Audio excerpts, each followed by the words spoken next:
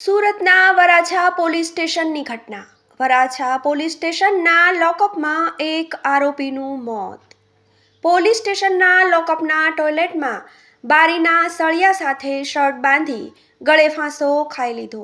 45 વર્ષીય મૃતક યુવકે પોતાની પુત્રી સાથે જ દુષ્કર્મ ગુજાર્યું હતું.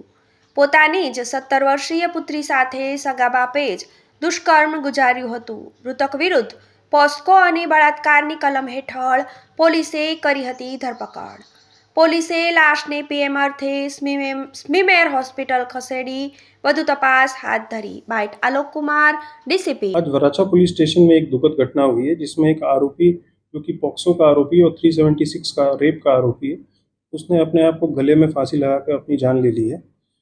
ये आरोपी वराछा का रहने वाला है और इसके ऊपर अपनी बेटी के साथ 376 यानी रेप और पॉक्सो के जो सेक्सुअल ऑफेंस है उसका ये आरोपी है। आरोपी की पूछपरछ हम कर रहे थे और सरकारी पंचों के साथ साथ हम इसका अरेस्ट का प्रोसीजर कर रहे थे।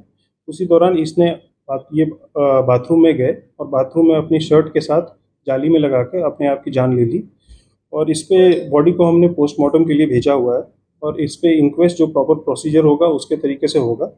हम इस पे ऑनरेबल सुप्रीम कोर्ट गाइडलाइंस और एनएचआरसी की जो गाइडलाइंस है उस पर हम आगे कार्रवाई कर रहे हैं और आगे हम इसको जानकारी आपको देते रहेंगे। अरविंद राठौड़, जीटीवी न्यूज़, सूरत।